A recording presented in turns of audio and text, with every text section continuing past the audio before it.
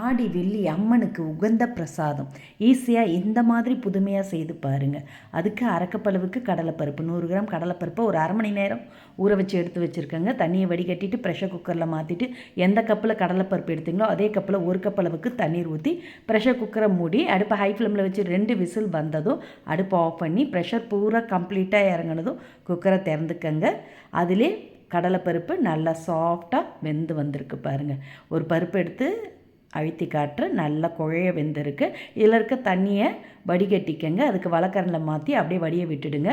இப்போ வானலில் 1 கப் அளவுக்கு பொடிச்ச வெல்லம், அரை கப் கடலைப்பருப்பு எடுத்தோம் அதே கப்பில் 1 கப் பொடிச்ச வெல்லம், 2 டீஸ்பூன் அளவுக்கு தண்ணீர் ஊற்றி நல்லா கொதிக்க விடுங்க. வெல்லம் கரைஞ்சதும் வடிகட்டி சேர்த்து கொதிக்க விடுங்க. ஒரு 2 நிமிஷம் கொதிக்க விட்டிங்கன்னா கொஞ்சம் திக்கான பதத்துக்கு வரும். பாகுப்பதம் தேவையில்லைங்க, வெள்ளைக்கரசல் திக்கானா போதும். இதில் ஒரு கிராம்பு, அரை டீஸ்பூன் ஏலக்காய் பொடி சேர்த்து நல்லா கலந்துட்டு வடிய வச்ச கடலைப்பருப்பை சேர்த்து நல்லா ஒரு 2 நிமிஷம் அடுப்பை ஹை ஃப்ளேமில் வச்சு கொதிக்க விடுங்க.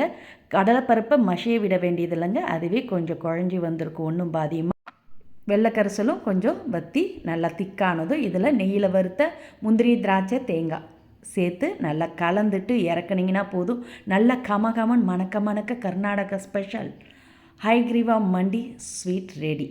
இந்த மாதிரி சுவையில் செஞ்சு சாப்பிட்டு இருக்க மாட்டீங்க, ஒரு தடவை செஞ்சு சாப்பிட்டு பாருங்கள். வாயில் வச்சதுமே கரையும் அம்புட்டு ருசியாக.